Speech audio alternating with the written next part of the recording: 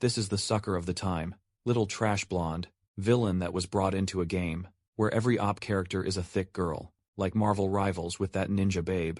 But while in Marvel, if you have sweaty balls, you can win here, our MC has almost no chance. Now one might say that this is terrible, because my bro is tormented by this maid girl, by this ice princess, by this Kirito wannabe girl, who's in theory is the real MC. But when I say tormented, I mean the good one and the even better one. Yeah bro, you know, choose your pill, hero wannabe trash loser. Chad, blonde villain that gets stepped on by mommy, maid and then moves to grab eye. Yo, better stop here before the video is down. Now unfortunately for bro, he can see that in the future, he will get locked in a dungeon, and become the mechanic bull. Toy of one, the girls to be emptied every day. I feel so bad for him, that would offer myself to change places. I'm a hero for real also. His father went to war, and said that when he's back, in 1 year, he's better have put a baby inside the maids, because they need new heirs. That's what I call running a family like a business. And with all that going on, our boy who's kind of weak, compared to the crazy girls in this world, has to survive the fury of the real MC. Who's absurdly op can he pull that off? Doesn't matter because we here to see thick babes. Let's get it. It all starts in the castle home of the Campbell family. The main guy starts wondering, wait a second, did I just die in a car crash? I mean a car accident. Did I travel through time or something? This decoration looks kind of European, and that face in the mirror, it looks like me when I was 17 or 18, except that doesn't make any sense, because he's a lot older now. He takes another look surprised, and yeah, he really was pretty good looking when he was younger, before turning into a broke, overweight mess, just as he's coming to the conclusion that he's getting old having those kinds of dreams, where you reincarnate, just because your life turned out miserable. He grabs a little knife and says, he's gonna have to confirm it, and blood gushes out. He says, it's just a small cut, though it hurts like hell, and he has to lick his fingers saying, this damn thing feels way too real. Then suddenly, the memories come rushing in. The guy he reincarnated into is named Moon Campbell, a poor guy who lost all his titles, ended up turned into a beggar, and was abandoned by his family. His father even warned him never to set foot on their land again, or he'd be killed without mercy. Apparently he committed some terrible crime. He puts his hand over his face and says, damn, I thought this was just a coincidence, but it's not unfortunately. I transmigrated into that mentally challenged guy's body, the blonde-haired villain, who wasn't even an elite or anything like that. He used to read this story for a long time. It was called The Protagonist, the strongest woman in history, and yeah, you already know what's coming just from the title. It's a cliché story. The only difference is that the main character is a woman. She's got a family that abandons her, and then she sets out into the world, develops her skills, slays monsters, and becomes a hero. At the start of the game, that blam dude, Moon Campbell, is one of the early nuisances, sending a bunch of people to try and take her down, but she ends up leveling up like crazy. In the end, his plan gets wrecked. He gets kicked out of the mansion, exiled, and becomes a beggar. 20 chapters later, no one even remembers his name. Reincarnating is great and all, but not in the body of a character, who's just a stepping stone for the protagonist to grow. Just then, someone knocks on the door. He says to come in, and the maid enters the room asking what happened. He says it's nothing serious, and she tells him the clothes for tomorrow's banquet have already been delivered. He tells her to just leave them there, but at that moment, she notices something odd and asks if he got hurt. He says it was just an accident, nothing to worry about. But then, $10. And if you guess what she does next. Yep, she kneels down and helps clean the blood. She's seriously a motivated worker, definitely deserves a raise. And she even asks him to please stop hurting himself like that. The guy's blushing like crazy, thinking to himself that he's definitely going to remember this moment. Then she spins around like a top, so she's heading out, tells him to take care of himself. As soon as she closes the door, he's sitting there blushing like a fool, mumbling about how this world is perfect. He's covering his face and flailing side to side, totally over the moon that he's got an edible maid. Obviously he's a hopeless otaku. Meanwhile, the maid outside the room thinks it's weird that he said, thank you of course. He must have been a total jerk before he reincarnated. Now our guys, wondering how someone who was born, good-looking and into a noble family, ended up with a cute maid, but still thought it was a good idea to provoke the protagonist. The main reason he was exiled is apparently because he tried to drug the third princess, or something like that. But now that he knows how that path turns out, he just needs to avoid it entirely, to make sure he keeps this cushy life. The first thing he has to do is be careful with that ceremony where all the chaos kicks off. Then it hits him, maid with a thick thighs, already brought the outfit for the banquet, and mentioned it's happening tomorrow. At that point the guy's rolling around in bed, calling out to the system, the goddess grandpa, the monk, anyone even give him a cheat or some kind of power-up. Problem is, if the banquet's already tomorrow, that means he's already done a lot of terrible stuff. To the protagonist, he just hopes she doesn't go overboard, like stomping on his face or something. But if she does, hopefully she's wearing black tights and takes her time. Clearly the guy's got well-refined taste. But now he's made up his mind. Tomorrow, as soon as he sees her, he's going to run straight toward her, drop to his knees 3 times, and beg for forgiveness. Suddenly something smacks him on the head, and he turns yelling to know who the hell did that. That's when he sees a little book on the bed. He immediately wonders if the cheat has arrived. He grabs it and says, finally, God hadn't given up on him. He wasn't destined to be a loser forever. Now was the time to gain infinite knowledge, and change his fate with his own hands. But when he opens the book, there's absolutely nothing inside. He starts wondering, does this thing need some kind of special activation? Stories usually take place in Europe. What's the deal with that? Write that in the book attacks by making his head bleed, and a drop of blood falls onto the page. A dark aura rises, and he starts wondering what's going on. His vision begins to blur, and suddenly, he finds himself, with his hands and feet restrained, his neck too. He's all beaten up slowly. He opens his eyes and wonders where he is, when this creepy girl shows up saying, he slept for quite a while. He mentions that his body hurts, but she just says, pain is inevitable when learning a lesson. He has no idea how sad she really is. He didn't want him to end up like this, but he's been acting cruel and selfish. He should be bringing pain to others, instead of showing tolerance, and making everyone hate him. That was the only way he belonged solely to her. But recently his heart started to change, and that just wasn't going to work still. No matter how long it took, she was going to purify him with the love she had, and then they'd be together forever. Then bam, a barrage of stabs, and he wakes up back in his room home. Looks like the protagonist might actually like him better, as a villain, but if he goes down that path, his life's going to turn into a complete mess, and if he doesn't, it's already a mess. So what's the guy supposed to do? He starts wondering if that was a dream from the past, or maybe a glimpse of the future. After all that whole vision started, when his blood touched the book, maybe it was a kind of future warning, triggered by the wrong choice. When he looks at the book again, it says, do not alter fate. He gets it right away. If he went through that whole plan of kneeling 3 times and begging for forgiveness, that would have led to that outcome. Considering how he was tied up, and being tortured in that vision, suddenly, getting kicked out of the family and becoming a beggar, doesn't seem all that bad anymore. Now he's fired up, he's a modern, intelligent guy, and he can use everything he knows to change, not only his own fate, but the fate of the entire country. Besides, being an aristocrat isn't even that great. They're all stuck in this tiny little land. He's gonna take control of his destiny, with his own 2 hands, and stop relying on any of that.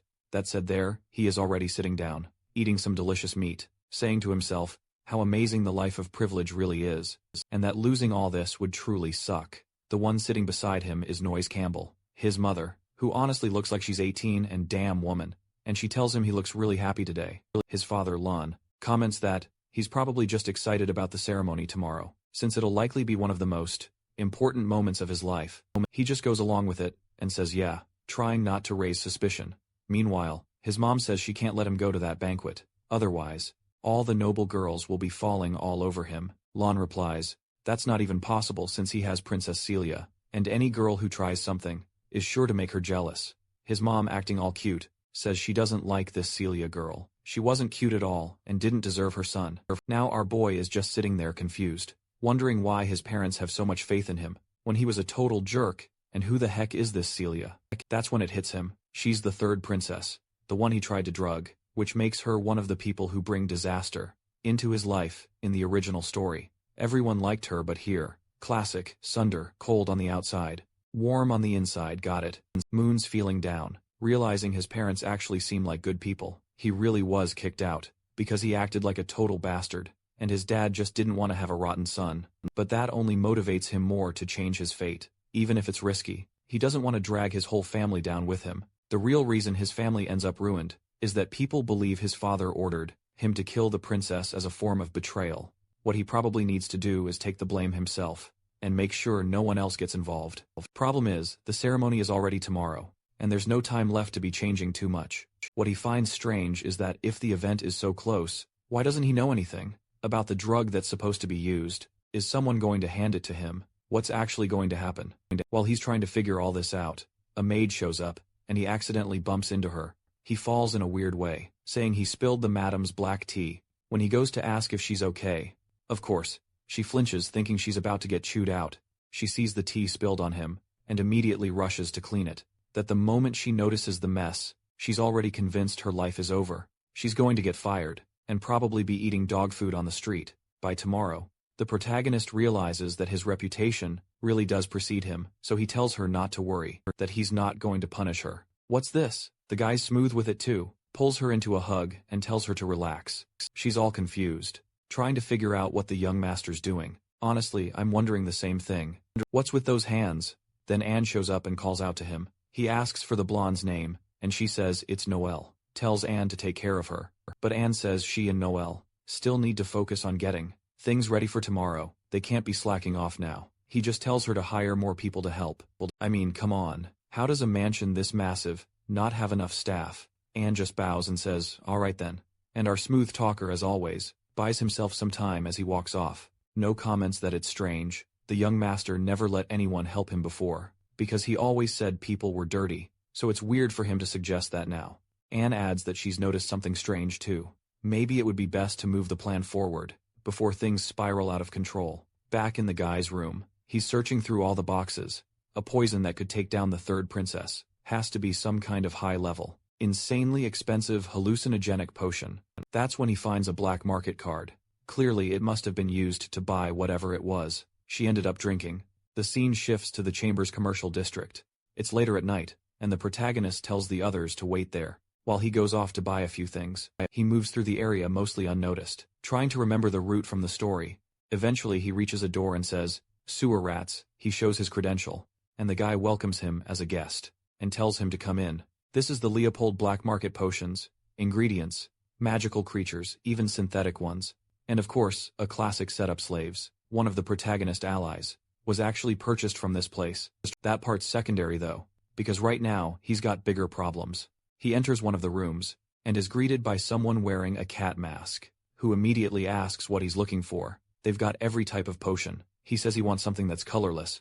Odorless works especially well on mages, and knocks them out for hours. He's probably going to buy it, use it, but won't actually do anything to the girl. Now I'm confused too. He's trying to follow the story, but I honestly don't know what he's planning anymore. The person in the cat mask says he must be looking to have a real fun time. If he wants, she can even recommend a few slaves. He says he's leaving, but she stops him, saying to wait. She'll get the potion, Moon says. There's no way to tell if this is a man or a woman, and that's fair. Whoever drew this character sure made it tough. It's scary to even guess, so let's keep it neutral. The human being grabs a potion, while our protagonist is thinking about how incredible that body is. Most likely it's a stunning woman, with a powerful figure running this whole underworld operation at that moment.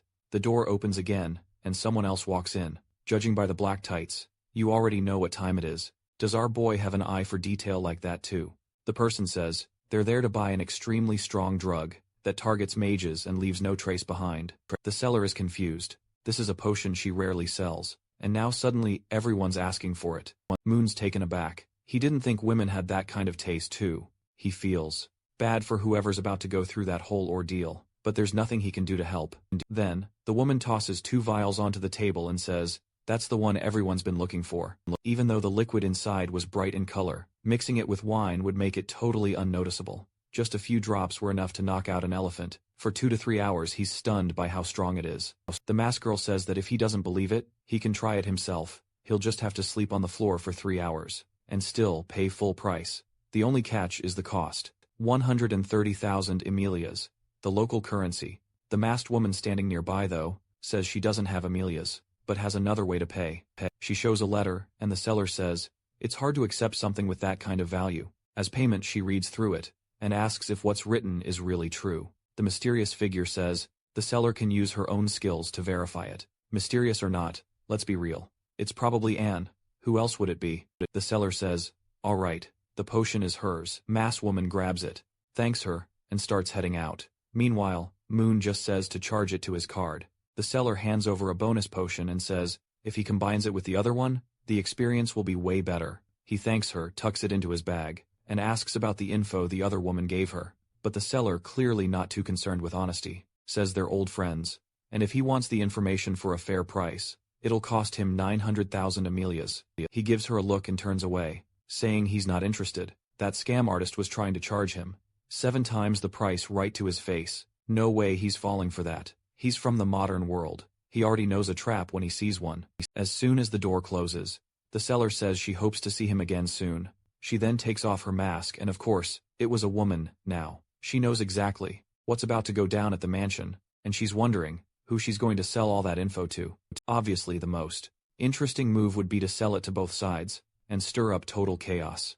But you, the protagonist, she definitely has that kind of look. The next night over at the Campbell Palace, it's full of clueless nobles wandering around, and there's our guy right in the middle of it. A mustachioed gentleman shows up with his third daughter, saying it would be wonderful if she got to meet young Mr. Campbell. She glances at our boy and starts trembling, then dashes off, dress fluttering, yelling that her mother was calling her. Honestly, that reaction looked more like fear than anything else. The father apologizes, saying she's a bit scared, and Moon just says it's okay. That's when he starts noticing none of the girls seem happy to see him. Clearly his reputation has taken its toll. Still, this father Lon places a hand on his shoulder and says he's impressed with how the boy's been behaving. He's really stepping up, and tonight, will stop being a boy and become the man of the Campbell family. Moon thanks him and says he'll do his best. Suddenly someone at the entrance calls for silence. The third in line to the throne of the Liyue Empire is about to arrive, blessed with the purity of snow. Known as the ice goddess, the third Princess Celia,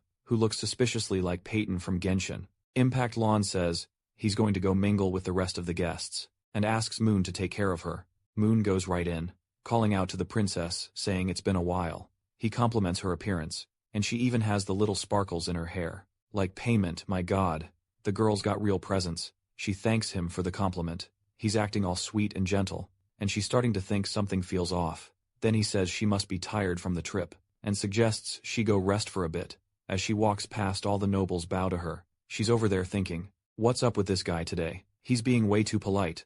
At that moment, it seems like Campbell is overhearing people talking about some illegitimate daughter, who apparently had a duel with her husband. I'm kind of confused too. Seems like folks don't like her, because she's illegitimate, got divorced, and now wants to qualify as an heir. And the rest of the party tells them to stop saying stuff like that. It's crazy talk. Of course, right. Who's arriving now? The protagonist. The main character of this world. Ariel Booger, the one with black hair on the left. Honestly, she's pretty basic. You know, but it makes sense if you think about it. Protagonists are usually kind of standard. Black hair, plain face. And there she is acting all normal. Greeting Mr. Moon, he's all awkward, and responds that he's doing great, and welcomes her. But then, out of nowhere, this big guy steps in and asks how she can speak like that to the young master. She was being a bit casual, and our boy tells the guy to shut it, saying, it's fine, she can talk however she wants. He's already been polite enough. At that point she practically has a mini meltdown. She's wondering why this guy, who used to treat her like some terrible, illegitimate daughter, now suddenly knows how to pronounce her name. Her friend is watching Ariel, all confused, until someone reaches out a hand and calls for Miss. Another one startled if Campbell knows her full name. Miss Lee Angel. He reaches out to take her hand, but Ariel slaps it away, and tells him to knock it off with the scheming. She grabs him and tells him to listen. She's here because of his father, so he better not try anything shady. If he even thinks about doing something awful to her, or Leah, she'll make sure he never walks out of there alive. With that, she walks away. I already like her putting on the righteous hero act, but we both know she wants him to cause trouble. Moose thinking that just like he expected, dealing with the protagonist is going to be rough, but he says he doesn't really care. Once the night ends, she'll go her way and Hope go his, and they'll never see each other again.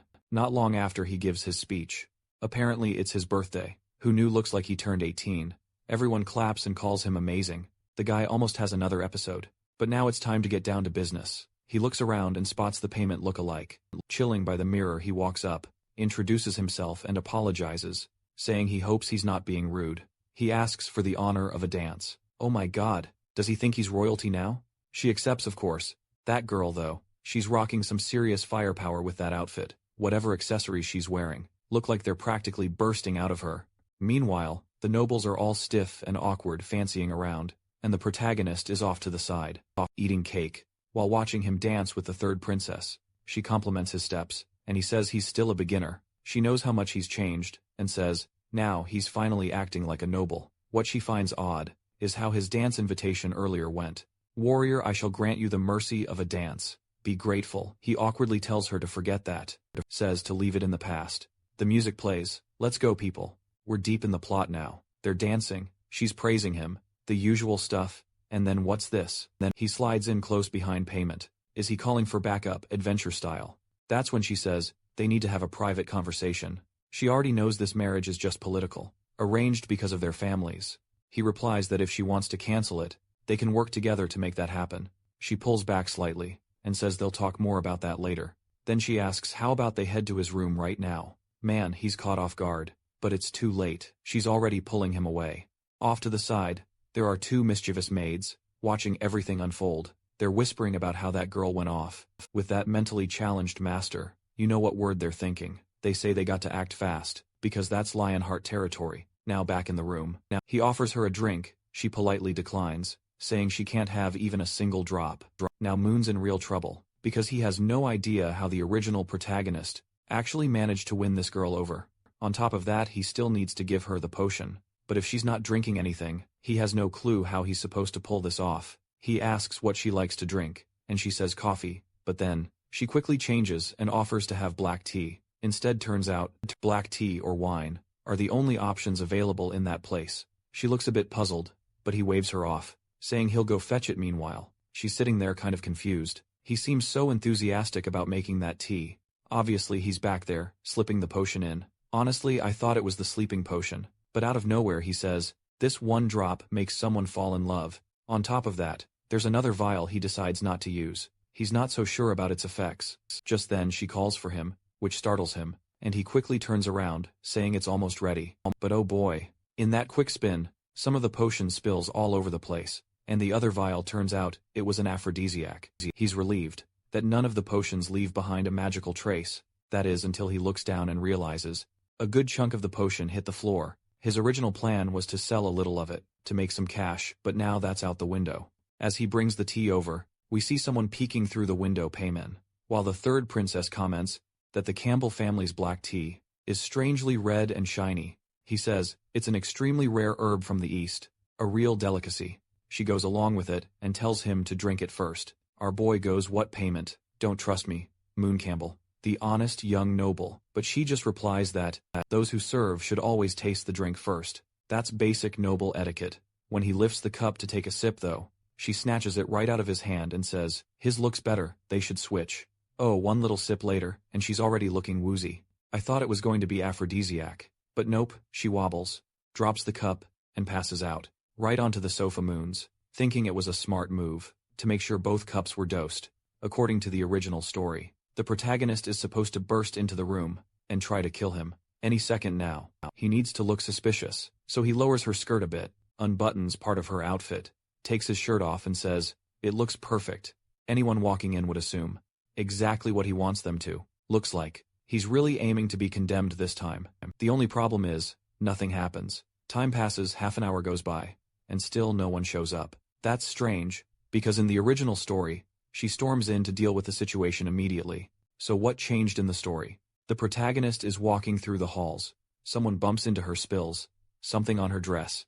And that's how she ends up walking in on this mess. That's when he remembers, maybe the one who spilled the tea was Noelle. But earlier he told Anne to let Noel rest, which must have thrown the entire chain of events off. Oh, look who's opening her eyes. While he's still locked into his master plan, the girl's getting up, turns out.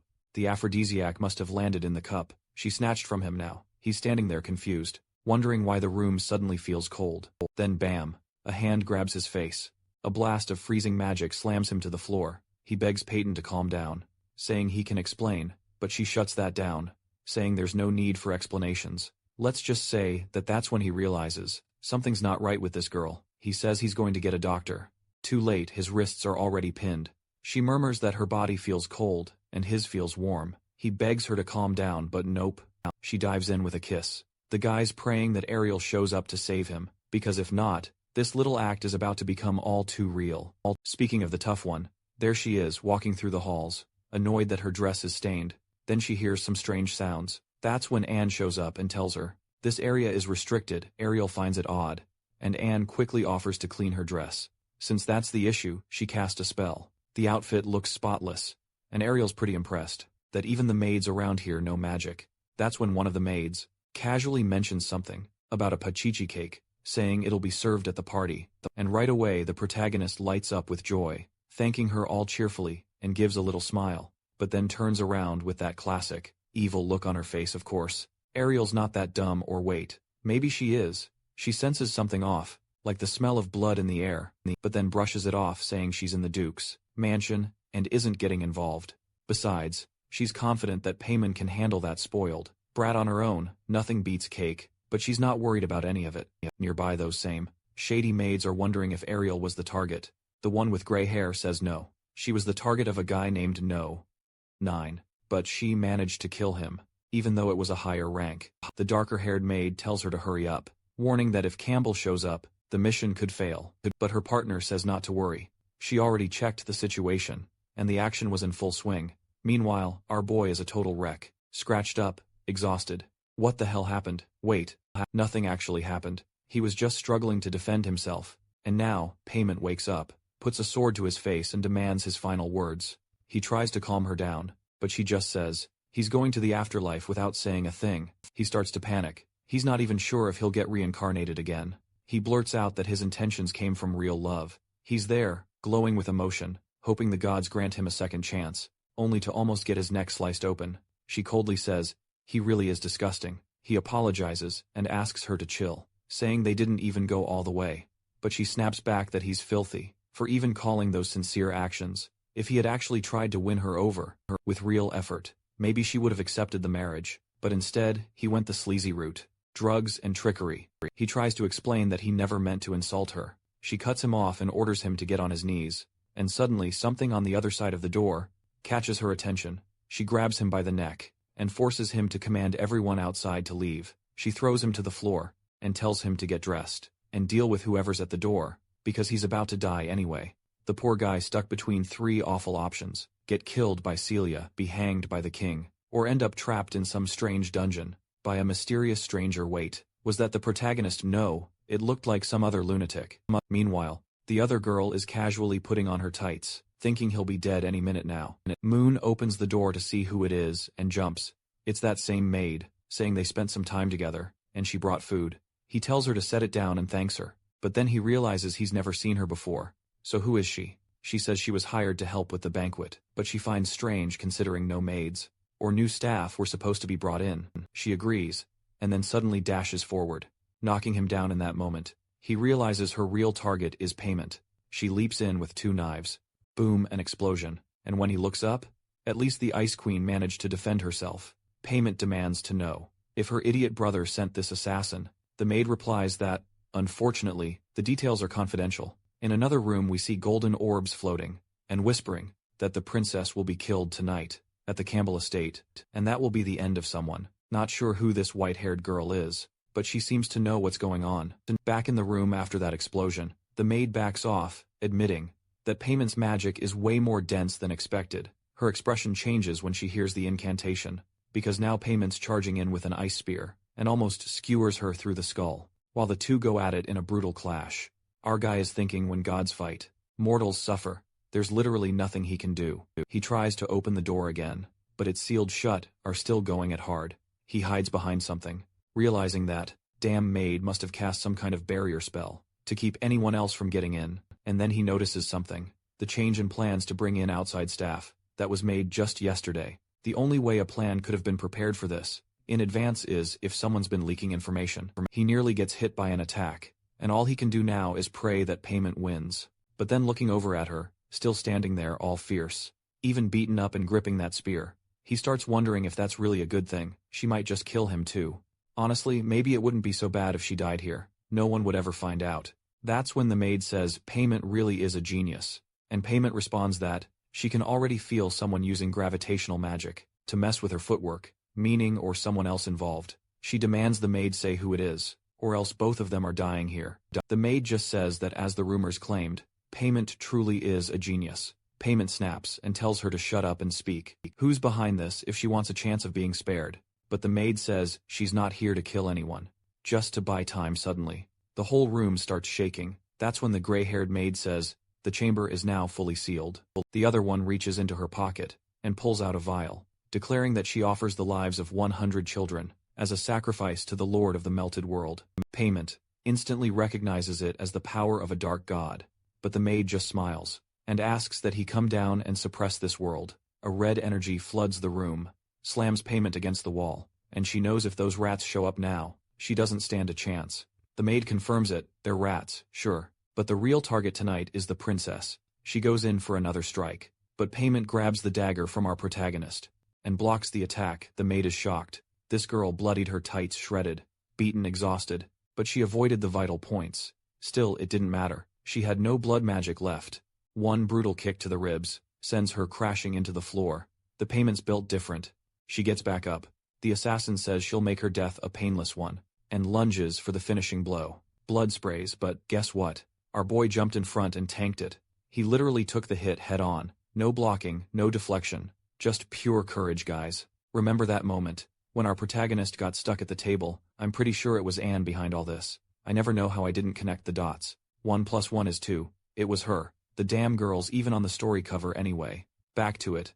Anne's calling his name, and Payment wants to know why he's on the floor, spitting blood, and suddenly remembers when the other maid opened the door earlier and told him he could leave. He considered running but realized he couldn't, so he calls out to Anne and asks what she thinks she's doing. Anne just tells the useless fool to stop getting in the way, but Payment walks past him and slashes her neck deep. Girl drops her knees, and the Ice Princess just declares that it's over. Now our boy is lying on the floor, barely clinging to life. Payment kneels beside him, realizing that if he jumped in to protect her, then these weren't assassins he hired. And what really throws her off is that he protected her without thinking, because if she had died, no one would have ever known what he did. But he says none of that matters anymore. Just like she said, he chose to act like a true man. Damn, that one hurt. But of course, this is Payment we're talking about. She coldly says that based on his pulse, he's got enough strength to say maybe 3 more sentences, so he better make them count. She'll pass his final message along to the Duke. He reaches up, touches her face, and says truthfully that he's sorry. In the end, he really did have feelings for her. Then his arm hits the floor. Man, he went out like a legend. We know he's not actually gonna die. But if he did, it would have been epic. Still, Payment isn't having it. She says that bastard doesn't get to die. After apologizing like that, not after everything he did, she calls his name and tells him she's not accepting any of that curse apology, going to live and pay for every single thing. In the middle of the void, there was Moon floating, feeling dizzy and flushed with heat. Unfortunately, even though I tried to make good choices, death was inevitable. At least this was better than following the game's storyline. This way, he got to decide how his life ended. But then a strange black energy appears beside him, and a panel forms, showing a breakdown of progress and arrogance, envy, greed, shamelessness, and laziness. Looks like this is about the 7 deadly sins. He's at -90% in gluttony, 99% in envy, and 50% in arrogance. A few pages in the book flip over, and the thing tells him to keep trying for now. He asks why the damn book didn't show up before he died. Then he hears a meow coming from it, and the scene shifts to the sewers. Ashes drift through the underground, and someone is murmuring that Campbell wasn't the real target. But suddenly, a voice asks what she thinks she did to his son. Oh boy. The father shows up, radiating pure Lionheart aura. The assassin instantly starts shaking, and the dad calmly says he wasn't expecting visitors in his house. She wasn't invited, so what was she doing there? And she better speak now. What did she do to his son? Man, the guy is usually nice, but right now he's a beast. Thinking back, our protagonist must have been happy. He managed to at least grind some aura, Sung Jin Woo style, before dying. Or maybe not, because now we're back in the bedroom, and Anne is sitting right next to him. That same Anne who we now know is dangerous. He wakes up, and she's right there, asking if the young master is feeling any better. She asked if he needs a doctor, and as he tries to get up, saying he wants to go to the bathroom, the pain in his chest hits hard, and he falls right into the soft sheets. He apologizes, saying his legs feel strangely weak, but now he needs to be careful. He can afford to be kind with her. She's absolutely not to be trusted. She tells him that his fiancé asked her to take care of him, so you should know. She'll be staying close for the time being. Then she says she's going to help him bathe, and immediately starts going for his clothes. He quickly asks her to calm down, saying that just now he started feeling better. She says fine, she'll let him be independent, but still picks him up and takes him to the bathroom. He tells her to get out, that he has stuff to take care of, and a little later we're back in the room. Soon after, she tells him he slept for 3 whole days, and it was Princess Payment herself who asked her to look after him. He barely survived, lost a huge amount of blood, and went without oxygen for too long. He got lucky that Paimon managed to use some magic to keep him alive. Hearing this, he realizes she probably didn't say anything about the potion incident. But then Anne says, the princess did mention something important. What she actually reveals, though, is that they uncovered the whole assassination plot. His father captured one of the attackers and tortured the truth out of them. The problem now is, they still have to kind of apologize to the king. His daughter was put in danger inside their estate. The weirdest thing is that he didn't receive any punishment at all. Apparently Princess Paimon said something to the king, something that led to him being forgiven. Man, I just summed up like 15 giant dialogue bubbles. The story really gets carried away sometimes. Our guy collapses back onto the bed, finally feeling relieved in the end. Things didn't go that badly, but Anne immediately leans in close, asking why he looks so tense. What happened? Did something happen between him and the princess? In that room, remembering how she said she wanted something warm, he quickly denies it, saying there's no way he'd do something that bold. He'd be sliced to bits. Anne laughs and tells him to go ahead and drink the medicine while it's still warm, but as soon as he takes a sip, he gags. It tastes horrible. He asks what the heck that stuff is. She explains, it's a tonic, to help him recover and rebuild his blood supply. And then, we cut to 3 maids standing outside the door, whispering about how whenever he eats something sour, he usually whips everyone. But today, he's acting really strange. They start wondering if they should go report this to the madam, but he just tells the 3 of them to stay put and not say anything. It was just some regular medicine. Then he shoves the whole thing on the spot. The maids close the door, a little spooked, while he sits there looking confused, until he suddenly throws it all up. Man, it looked like he vomited straight crude oil. And the worst part, he's gonna have to drink that thing 2 more times if he wants to fully recover, and casually mentions that if he wants, she can make him some pancakes and even a little tea. She hands him a slice of cake, and he thanks her, saying she's way too nice. Said she even deserves a raise. She lifts her skirt ever so slightly, and says she appreciates the compliment, but she's off to finish the rest of her tasks. On her way out, she tells him to check the nightstand. There's a letter for him, but then he suddenly calls out to her, asking her to wait a second. During their earlier conversation, she mentioned that he'd already taken that sour medicine 4 times. So how's that possible? If the moment it touches his mouth, he throws up, she answers calmly. She put sugar in her own mouth and passed it to him. He relaxes for half a second, until the image finally clicks in his head, and he processes what just happened. Now he's screaming into his pillow, but truthfully he's lying there all cozy on the bed, thinking that if something like that really happened, with this big sis, life might not be so bad. But then he suddenly remembers he also kissed Paimon. That's when he goes to grab the letter, and it says she now considers him half a man. He sighs in relief. At least the crime situation was avoided. A little while later, his mom's all emotional, relieved that he made it out alive, despite how dangerous everything got. He downplays it, saying it was nothing serious, but she tells him to go look in the mirror. There's a crater in his chest. He shrugs it off, saying, it's just a scratch. As long as he survived, he's fine. His dad agrees, saying a scar like that is more like a medal, thanks to him saving the princess, that they were able to avoid the disaster. This could have turned into, now that I think about it, there's not a single normal maid in this entire world. Even the one standing next to him now looks like some towering warrior. Moon says he wants to know everything that happened.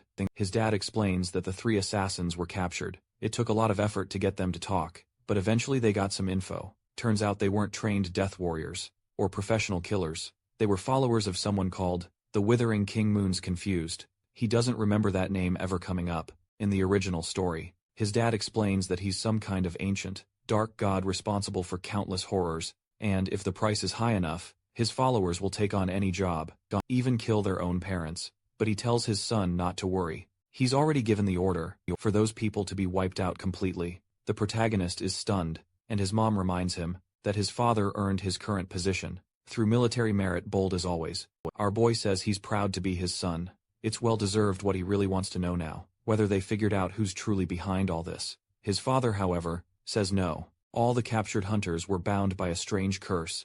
The moment they even tried to say the person's name, they burst into flames and died instantly. The black market was completely wiped out, but no real evidence was found. Mood finds it interesting that his dad destroyed the black market, since that also happened in the original book. In the story they killed his favorite. Wait, favorite for what? Furious, the father sent the royal knights, and they burned the whole city to the ground. That massacre lasted 3 months, and even the sewers ran red. At least this time it ended much more quickly. On the other hand, this was a big event for Ariel in the story. It was a major growth arc for her. Classic protagonist moment. She fight off tons of enemies, and her aura would evolve significantly. But now that development won't happen, and all of it changed, just because he gave the maid 2 days off. Later that night, it seems like everyone in the house just tells him to get some rest, but he doesn't have time to rest, because the story just keeps going off the rails. And the worst part is the more things change, the less he can rely on what should technically happen, based on the original book. So he's put together a pretty complex plan to survive, prevent that awful ending, where he's tied to a table and getting violated, get stronger, and above all, stop trusting the book. He sits there, thinking it through, then admits, nah, that doesn't really make sense. He needs to be a lot more cautious. The truth is, he still doesn't know exactly who that person was. From his vision, it didn't seem like Ariel, and it wasn't Celia either. So who the hell was it? He drops onto the bed, realizing there's no point overthinking it. For now, the priority should be getting stronger. As the son of a duke, he has plenty of resources to build power. The only problem is that all of it's just too conventional. And to make things worse, the original owner of the body spent an entire year in a prestigious academy and came out of it with nothing but a trash tier. Light spell still. He's the son of that powerful guy, so he's got to have at least some kind of talent, right? No way he's that weak. But even so, he knows he'll never reach the same level as the protagonist. Crew in this world. She's known as one of the chosen by the gods, completely out of reach for any normal person. And Pame is a great example. She received divine authority from a cold goddess, and ever since, she's just been growing non-stop. And that kind of divine power isn't something you can overcome with sheer effort alone. And then there's Ariel, who ends up being blessed by insanely beautiful elemental spirits, not just one, but more than 10. What a miserable life. What's really miserable, though, is his situation. No matter how hard he trains, there's no way he can surpass someone like her. But that doesn't mean he's just going to sit still, either. At the very least, he needs to be strong enough to defend himself, especially if Ariel ever decides to come after him. On the bright side, it seems like he might be able to unlock new talents. With a snap of his fingers, the black book appears, but smacks him right in the crotch. He yells at the damn thing to stop showing up, and hitting him every time. Then he hears the strange whistling sound and the book opens up and starts flipping pages. Now it's retelling everything that's happened over the past few days. He's annoyed because the thing is way too detailed. The way it's written, it makes him sound like some shady creep, trying to do something awful to that poor girl. That's when he notices something odd. One of the words in the text, assassin, is glowing red. Suddenly a strange energy surrounds him, and he yells at the book to give a warning next time. Now he finds himself in a new room. He looks around and quickly realizes it's not the same dungeon from before. Maybe it's another space inside the book. But before he can really figure anything out, someone approaches from behind. He turns around and it's her again. That same girl who already once hit him in the neck. Boom, no time to react. Lights out, he wakes up in bed again.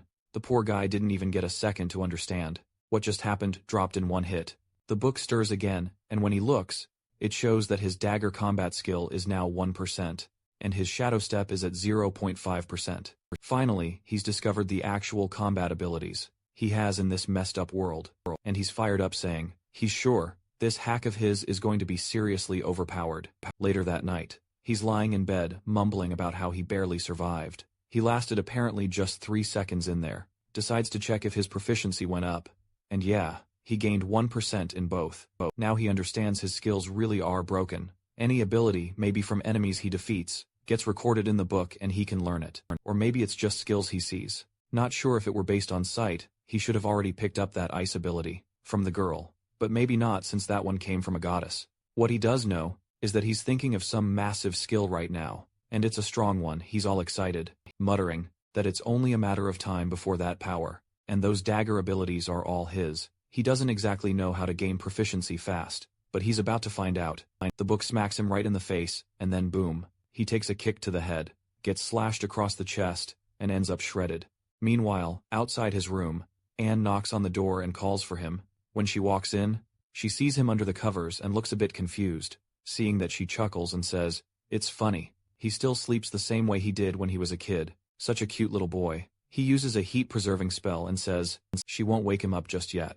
That Anne, I'm just waiting for the plot twist, where she turns into a total demon, because there's no way that sweet smile is genuine. As soon as she closes the door, he pops out from under the blanket, grumbling that the cursed book hit him, right in the groin, or maybe he's just getting hit by some cheap tricks. Either way, he's determined to jump back into that dream, until he finally beats her. The sun rises, and by that point, He had already tried 185 times. That's some next-level mental resilience. He dies in every single attempt. But now he's lasting 30 seconds. He gets hit with a wave of exhaustion, bumps into his tea, knocks it over and crashes to the floor, completely drained, but finally, he had found a way to get stronger.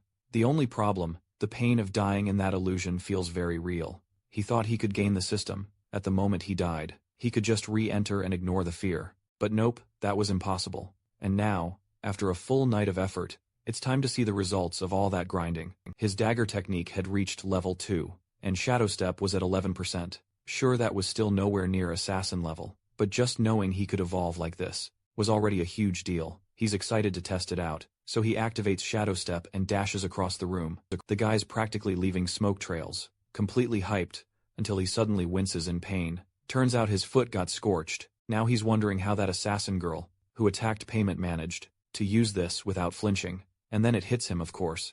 These techniques are way too advanced for someone like him, just a tier 1 fighter. Back at the academy, he learned that, to handle techniques like these, you need to channel ki throughout your body, to reinforce it, and reduce the recoil. But that's something only level 2 warriors can do. So the plan for now is to find a proper teacher. Preferably a hot one, of course. He's already daydreaming about Saint Maria. From the academy, the only issue is that, while he knows tons of powerful mages, he doesn't know that many strong warriors. That's because in this world, magic is so ridiculously broken that no one even bothers with martial arts. Why train punches and kicks, just to eat a fireball to the face? Then it clicks, there's one warrior, or probably the most powerful in the whole story. Or rather, not probably, definitely. That would be his dad.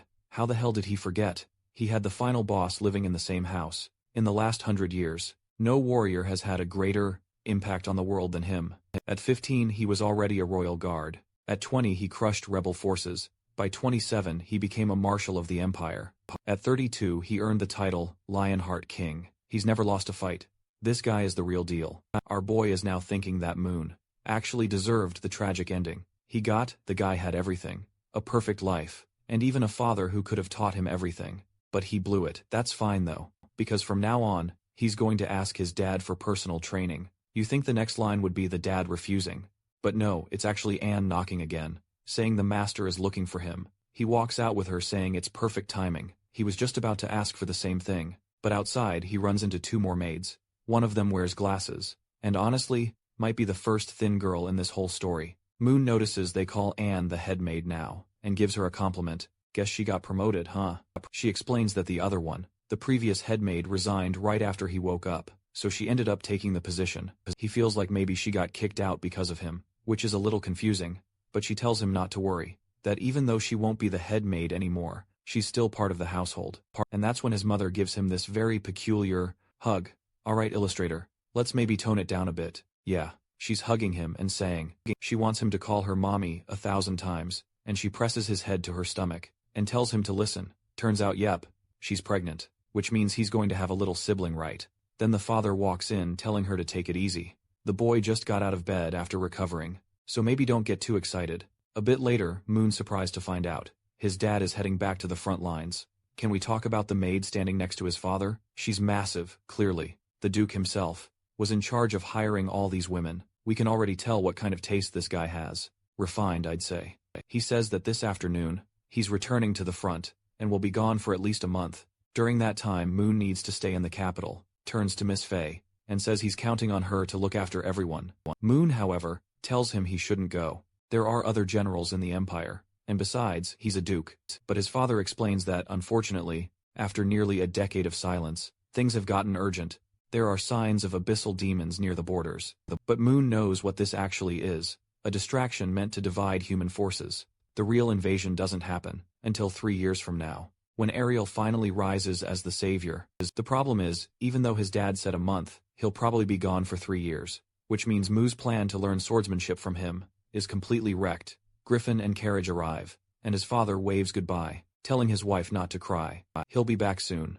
He calls Moon over and says he was impressed when he risked his life to protect the Empress. That was the courage of a true knight, the kind of bravery that runs in camel blood. He reminds him of their family symbol. The sword represents strength, and they are the blade of the Empire. The dragon symbolizes the enemy they must defeat. In other words, they are the weapon of the entire realm. At some point, every man in the family must step onto the battlefield. He's not sure if Moon will follow that path, but that doesn't matter. What matters now is that he's become a real man. And because of that, his father promises to invest every resource he didn't have in his youth, so Moon can become even stronger. Moon just stands there silent for a moment, and then his father says, "It's time to talk about something serious." He wants to know what Moon really thinks about Anne. Caught off guard, Moon says, "She's nice, but why bring that up?" His father explains that he's watched that girl grow up. She comes from a good family, she's smart, and most importantly, she sees him as more than just her master. If Moon doesn't want to lose her, he better do something about it soon. Now Moon's standing, they're totally thrown off. What is his father even talking about? The Duke decides to be blunt. The family needs more heirs. His wife's only just now having their second child, and with him going back to the front lines, there won't be time to make more. Moon nervously mentions that he's technically engaged. To payment, his father brushes it off, saying that's just political. Even if they do get married in the end, she'll be the main wife, and Anne can be the secondary. Then his dad's face turns serious. He delivers the final verdict. In 3 years when he returns, Moon better have a child. That's it. That's the plan. What kind of ruthless dad throws Anne at him like that? I wouldn't want to be in that situation, honestly. As a hard pass for me as soon as the father leaves, and steps into the room and says, she heard her name mentioned. She wants to know if he needs anything from her. Honestly, I thought Moon would dodge the question. But nope, he goes straight to the point and says, they need to have a kid. Because that's what his dad just told him to do. But he thinks it's just a joke, so she doesn't need to take it seriously. Her job is to be a maid, and in the future they'll each go their own way. Then out of nowhere, he starts saying she's the perfect woman, and he's sure she'll find an amazing guy someday. And, if she ever meets someone, all she has to do is tell him in person. He'll give her his blessing to leave. And then, with all the confidence in the world, he puts a hand on her shoulder, and tells her to be brave, and go find her own happiness. Meanwhile he walks off feeling great, thinking he just pulled the perfect move. But is he actually into her? Feels like he is, doesn't it? But just as we expected, yeah, that didn't sit right with her at all. She's literally shaking with rage, whispering through clenched teeth that he really has changed. She can't wait any longer. It's going to have to be tonight. And here we are tonight, our boy's lying there, thinking how nothing is going the way he planned. He thought he'd get help from his father, to get stronger, but now the guy's gone. So now he's got to figure it out solo. For the time being, he's avoiding the academy, since half the people there are close to the all-powerful protagonist, and that would only make his situation worse. He needs to master the basics first. Only after that can he head out into the world. He closes another book, grabs the dark book, and when he opens it, it's got a record of everything he read in the others. Actually, he only needs to see the cover, and flip a few pages to learn the content. This little book is perfect for leveling up fast. Too bad that right at that moment, Anne walks in, acting all innocent. "Watch your reading," he brushes her off, and asks if she brought him something to eat. She says yes. He tells her to go easy on him, but she just responds that this is part of her duties. She brought vintage wine. Only 100 bottles are produced per year, and it costs over 200,000 coins. But he says he's not in the mood. He's still studying, doesn't want to get distracted. But the bottle's already cracking in her grip, and she asks him what he would like to drink. He says coffee to help him stay awake and focused. But she replies that they only have wine or black tea. Strange, that sounds oddly familiar. He pauses, thinking, wait, this feels familiar. She hands over the cup, apologizing, saying the coffee beans were eaten by rats, so she'll bring fresh ones tomorrow. Oh my god, this idiot doesn't even look at the cup. He drinks it, gets hit with a shock. The cup crashes to the floor, and his vision goes blurry. He starts collapsing, asking why she betrayed him, but she grabs him gently, saying she would never do that. She tells him to sleep peacefully. She says her heart is shattered. She loves him so much. So, how could he say something like that? He's changed too much. And now he needs to be purified with her love. He better accept it, because they're going to be together forever. Until the world ends, he opens his eyes. And where is he? You already know. Hands and feet bound to a board. The prophecy girl is standing right in front of him. This prophecy's cursed, I swear. She's already taking off her uniform, saying that damn black market guy never fails. He tries to ask what she's doing, but she immediately replies, he knows exactly what she's doing. Then she says that 10 years ago, when he was just 8, she stood by his side from that moment on. Her existence has been for his sake. In return, his existence is now for hers, and now she has to fix him, put him back on the right path. Moon says he has no idea what she's talking about, asks her to let him go, but she just hushes him. Don't say anything, I'll take care of everything tonight. Head to toe, inside and out, his body, his soul, every scent, every strand of hair, every drop of blood, all of it would belong to her. Well, at least, He doesn't have to worry about impressing his dad anymore. She's definitely taking care of that. Honestly, I was expecting some kind of twist. Someone barging in, stopping the scene. But nope, our boy wakes up the next morning. Eyes, all tired, looking absolutely drained. It happens so many times, head lose consciousness, wake up in the middle of it, then pass out again, and wake up once more. He just couldn't believe it. The same person who originally turned Moon into a worthless mess, and the same one who chained him up like this, was that damn Anne. He said she took him out in a single hit, and even though he was mentally prepared, it still hurt like hell. He begged her to stop with this madness, to let him out of those cuffs, and give him a chance to escape. But she said not a chance. Compared to all the years she spent waiting, this pain was nothing, dear God. Alright, author. Watch yourself, you're really skating the edge here. I don't even know how to comment on this madness still. Our guy is pretending he's in agony, but in truth he admits the sensation was amazing. Even so, he knows she's gonna kill him if this keeps up. He needs to escape fast, but man, he's locked in with steel cuffs, bolted straight into the wall. And that Lamitic, she just asks what he thinks he's doing. He says his wrists were hurting, and he just wanted to stretch them a little. She says, it's too late for that now. There's nothing she can do. She says she's going to miss him like crazy, but unfortunately, she has things to take care of around the mansion. Otherwise, people might start to suspect something. And on top of that, she's wondering if, maybe, it'd be better to just kill everyone in the house, since he belongs to her now. That snaps him right out of it. He panics and begs her not to do anything like that before she finishes getting dressed. She asks if there's any maid in this place he might be into, hopefully not Noelle. He tells her she's lost her mind. There's nothing going on with anyone else. She laughs, tells him to calm down. She's just teasing. As long as he behaves, she promises not to hurt anyone in the house, unless she absolutely has to. He begs her to let him go. There's no way. She seriously plans to keep him locked in here forever. Suddenly, the magical cuffs click open with a snap of her fingers. She just tells him not to try anything stupid. The core of this room is a sealed space, reinforced with steel, from some tower no one's ever heard of. Translation, it's basically impossible to get out. He asks if no one will find it suspicious, but she says not to worry. She told everyone that, after hearing his father's speech about becoming strong, Mu decided to return to the academy, so no one's going to question his disappearance for a while, and she assures him he doesn't need to worry about a thing. She'll bring him 3 meals a day, like she always has. Obviously you should trust her. She's been doing this for years. And then wham, she lands a clean hit. The guy's writhing in pain. Honestly, this made his way past the line. Now, it's hard to tell if someone out there would willingly agree to this level of insanity. She waves goodbye, he yells for her, but the door slams shut. He never could have guessed that.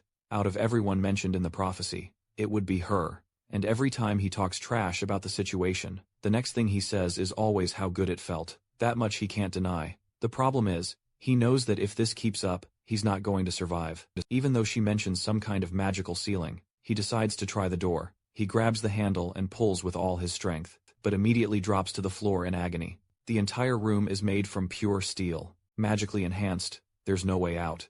Finally, the book shows up. Without slapping him in the face, this time Mu tells it straight. He's got no chance. This woman has as much power and potential as Payment herself. Even if he started training now, there's no way he gets strong enough before dying. But the book just stays open, and he figures alright, he's got nothing better to do. May as well train instead of moping around. But then wait a second. As he opens the book, he realizes, the one he read last night had the equation, hit through this exact situation.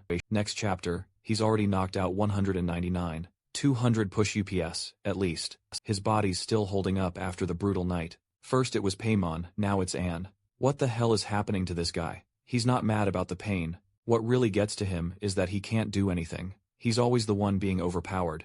But next time, he swears he's going to be the one who takes her down. That thought barely finishes forming before she shows up, smiling and saying the day's work is over. So, Moon talk is easy. Now, let's see you act. And kiddo, she is already saying she feels like a wife, coming home after a long day. So cute, she says. Like, this is all perfectly normal. She's brought him dinner, and even prepped a bath at the perfect temperature. Good grief, how am I even supposed to describe this? She asked if he wants to eat, take a bath, or well, you know, and this lying little punk. After all that talk, he's already headed straight for the bath, sinking in like he's trying to relax. But judging by the look on his face, relaxing is the last thing he's doing. He mutters that he's not a child, and doesn't need help with this sort of thing. Someone please, set this poor boy free, before I get banned for reading this. She says that now that his body belongs to her, she has to take care of it. She even tests his hearing, while he's mentally screaming, that he absolutely cannot lose to this ender. Dinner time rolls around, and he thanks her. Says the food tastes amazing, grabs the plate, and starts eating. He asks what kind of meat it is, and she casually replies, "It's from some rare three-horned giant bull. She made it especially for him, since it's known to enhance physical strength." He tells her never to serve him that again. She just smirks and says, he's already eaten it dozens of times. She's been feeding it to him in secret. He stands up, done. He says he's tired of this. He's being kept locked away, not even allowed to see sunlight. And now she's feeding him all this weird stuff. If she doesn't let him out, now down he goes again, knocked out cold. Poor guy, what can you even do? Once again the food was cursed. She even whispers for him to enjoy it, because the night's going to be long. When he opens his eyes again, it's clear the guy's been wrecked. She apologizes for the night before, saying she got scared he wouldn't survive, so she took it easy on him this time. Yeah, this monster of a guy didn't stand a chance. He said he was gonna dominate or whatever. He got crushed again. She tries to talk to him, but he completely ignores her, so she says that, since he's been a good boy for 2 days straight, she'll grant him one request. He immediately asks for freedom. She says that's impossible. He asked for new clothes. She says that's also impossible. He looks at her like, what kind of wish is this?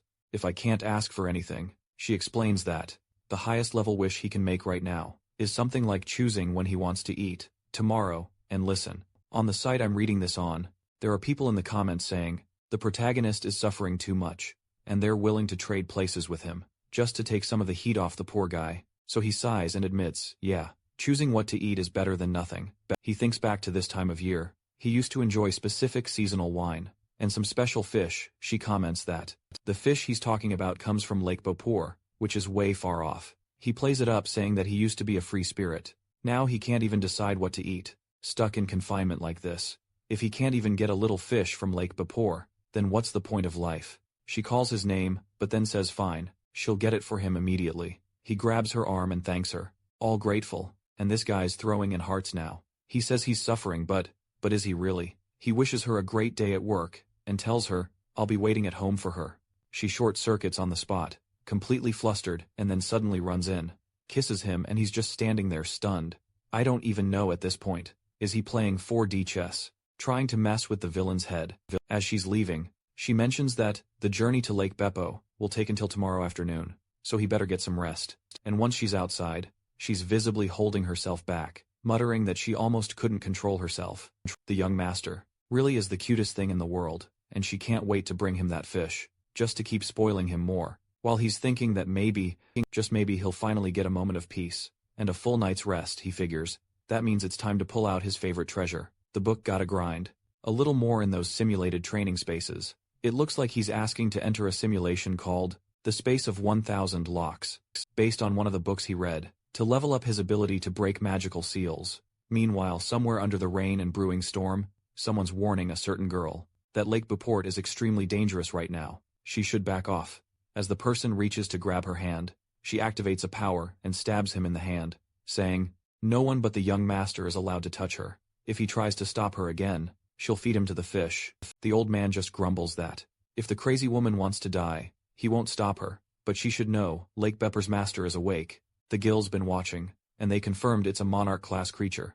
Anne lifts her hands and says, ah, that explains this weird weather. The boatman mutters that she better leave him 300 coins. He's got to deal with his injured hand now. But even more than that, she shouldn't mess with the Adventurers Guild. They won't let her walk away unscathed. She's just got a bucket full of coins, sitting in the ice. He asked her again, does she really want to go? She needs to understand how dangerous this is. She's not grasping what it means to make enemies out of the main Adventurers Guild, but she flatly says she doesn't care. They mean nothing to her. She's doing this for love. Then we cut to a group of adventurers, gathered near the lake. One girl holding a staff is saying, she can't let anything happen to Rod.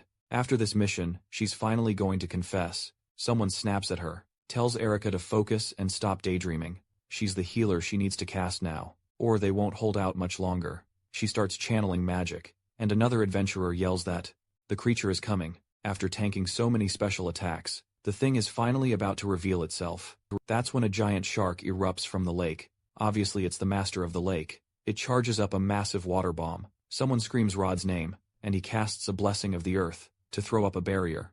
He yells for the mage to launch a spell, and she starts conjuring through her staff. Turns out she's a healer and a mage. Talk about multitasking, but just before her spell lands, another explosive blast goes off. She tells Rod to charge in. He takes the opportunity, rushes the creature, and lands a direct slash to the head. The entire lake detonates with the hit. He's exhausted, but still manages to turn around and throw a thumbs up, saying, "It's done. This guy's got a powerhouse mage and a dedicated healer. That's one perfectly balanced party." The mage is standing there fixing her hair, all smiles and gratitude, while poor Erica, the healer, is just sitting there, feeling like she didn't contribute anything. Rod and the other girl, Tia, are complimenting each other, saying it's great to be adventuring side by side. Meanwhile, Erica's seething inside. She made a promise when they were kids, that she and Rod would always be a duo. She's been working hard for years, but it feels like he never sees her anymore. She was the first one by his side, and now she's just background support, while he's clearly falling for someone else. Ty is still healing him, when Rod suddenly calls out to Erica, telling her to snap out of it, and help dissect the lake monster. But then, something feels off. They hear a strange sound. The surface of the water grows murky again, and then boom, water blasts upward into the sky. Everyone ducks immediately. Another lake beast is rising. This one's different. This one's the real deal. Tia quickly starts casting a third-tier spell. This one huge, but it doesn't do a thing. The magic slams into the creature's neck, and nothing. The beast counters with a thunderstorm attack. From his horn, lightning tears through the sky. Erica grabs Ron and pulls him out of the way, yelling for him to be careful, but he tells her to move. This monster is way beyond what they're capable of dealing with. She asks what he's going to do. He says, "I'm going to protect Tia. I brought her into this party. It's my responsibility, even if it meant dying." He was ready to die by her side. Erica definitely would have preferred not to hear that. Rod charges forward, while from a distance, someone's silently watching the whole mess unfold.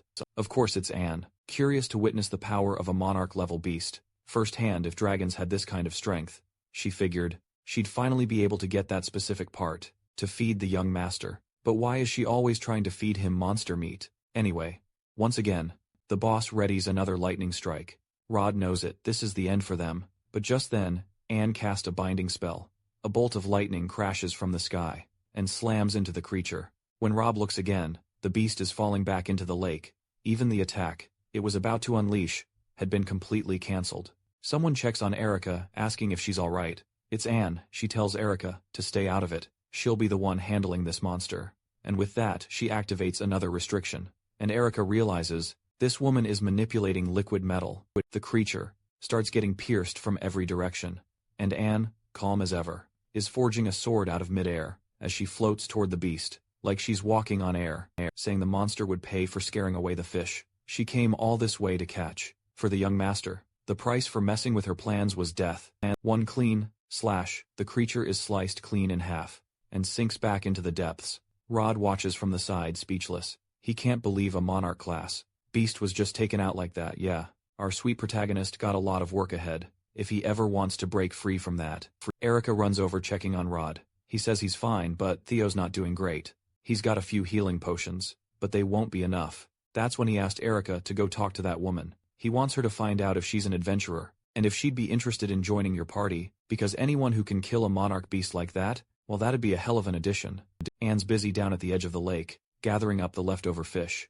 The only problem, she forgot to ask the young master which ones he actually likes. Just then, Erica walks up, and tells her that the two she's holding aren't edible. One smells awful when cooked, and the other's highly toxic. She should go for the other two near the front. They're the famous edible ones from Lake Bapor. Anne, curious, asks how she knows that. Erica explains she used to live nearby. A lot of nobles like those fish, so she catch and sell them. Within 15 minutes of watching Anne prep, she already knew how to handle it and make it perfect. That's when Erica asks, "Did you come all this way to get this fish? For someone you love?" Anne just answers calmly, "Yes. The person she loves wanted fish, so she came." Erica replies, "To have someone you love that much, and to have them receive that love from you, they must be really lucky." Anne pauses, reflecting on how her love is received, which right now involves the guy unconscious in a dark room, and says yes, he's very lucky. "I'm sure we understand the depth of my love." She turns to leave, but Erica calls out to her, asking her to wait. She says, it's about love. She has a problem, and she wants the opinion of a mature woman like her. Anne sets the fish down and replies that love is the kind of problem where the solution isn't always clear. Since Erica helped her figure out the fish situation, she'll try to return the favor with some advice. Erica starts with the classic line. So, my friend, she's like someone for a really long time, but she doesn't know if this person feels the same. Her friend's kind of shy, a bit naive, and now there's another woman in the picture. And ever since he's been treating that new girl better, so now she's thinking of giving up. Anne listens carefully, then asks how much this friend loves that guy. Erica immediately replies, "It's not me, it's my friend." But Anne cuts the act enough with that. "Just say it." Erica finally admits it. Yes, it's her. She's loved him since they were kids for over 10 years. Anne looks her dead in the eye and asks, "Would you give your life for him?" And Erica says, "Not just my life. I'd do anything for him, even if the whole world stood against me." Oh boy, here we go. Another one. Completely off the rails. Anne just nods and says, "Well, sounds like you already have your answer then. If her love really runs that deep, there's nothing left to ask. She needs to follow the true voice in her heart, and give everything she has to the one she loves.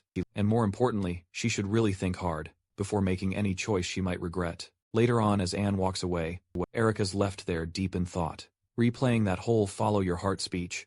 But then suddenly, a strange flame ignites, not around her but inside her. A voice whispers, asking if she's really going to give up everything. Is she really going to surrender? The voice tells her to let go of morality, of laws of even her own life, to sacrifice it all for him, and not let anyone else take him away.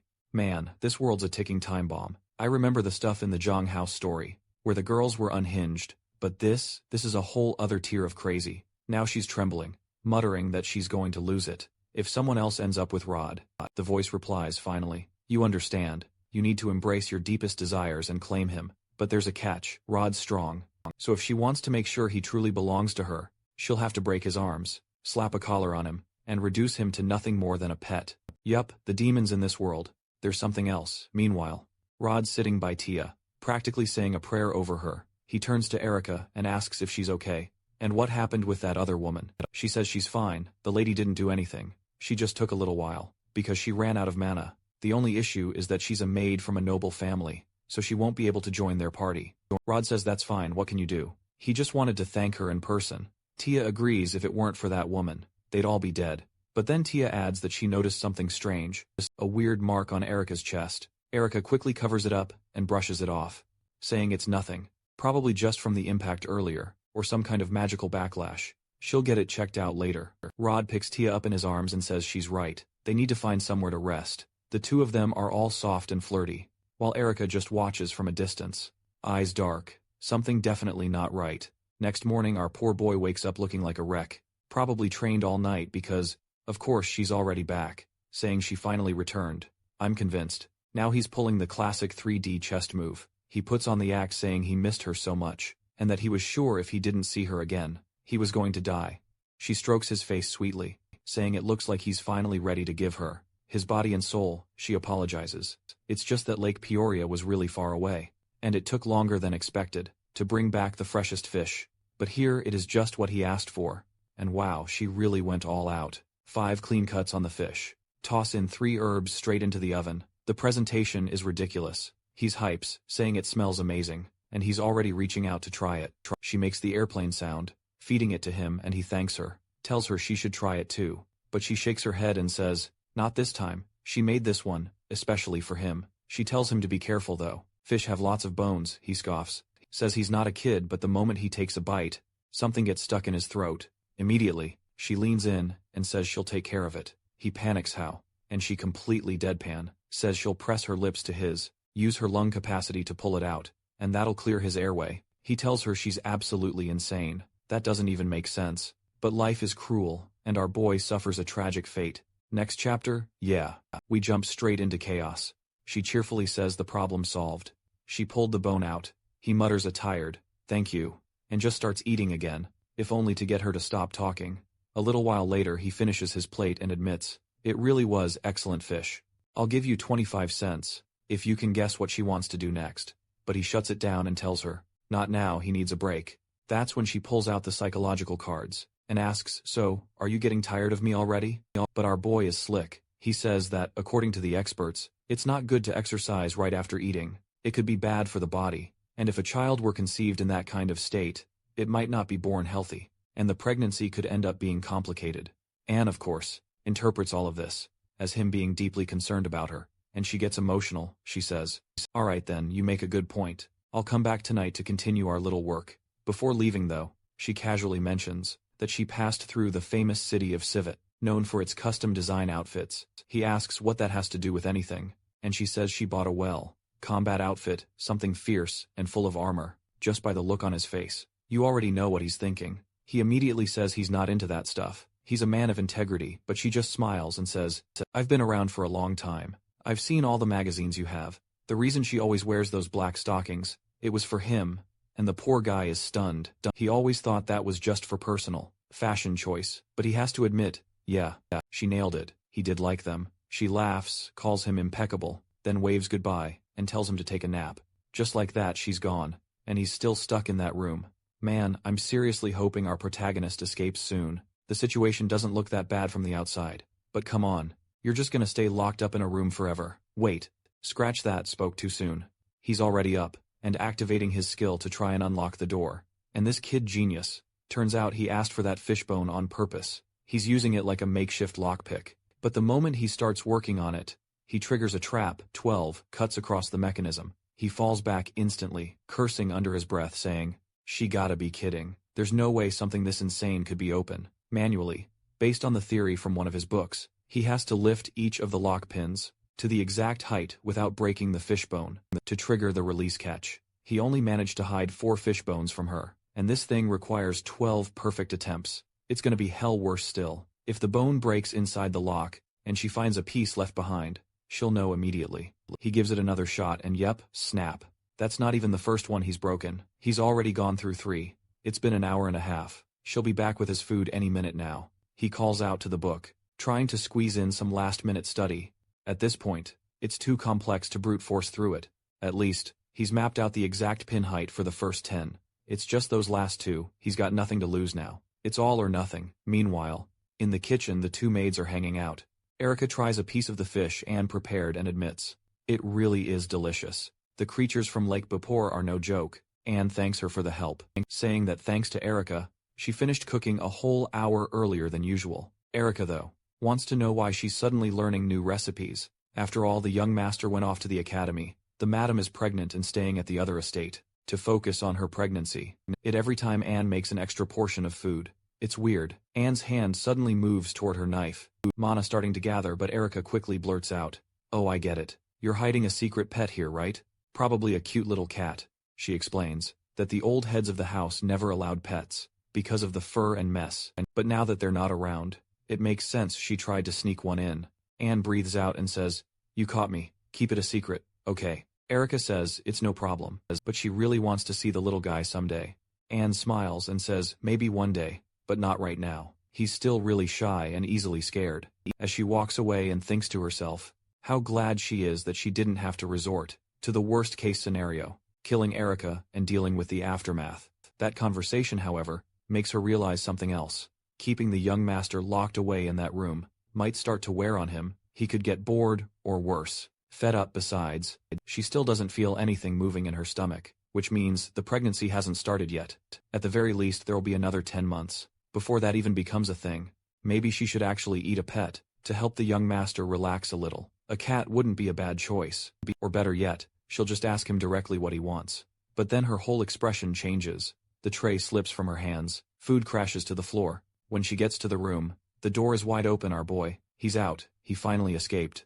Let's go. He's hiding in some rundown wing of the mansion. Furniture trashed, everything dark and dusty. He stumbles and falls awkwardly, hitting the ground hard. Everything's filthy. The lighting's terrible, but whatever. Thanks to the memories of his body, he knows exactly where he is. And if there's one magic trick, this useless guy does know. It's that little light orb.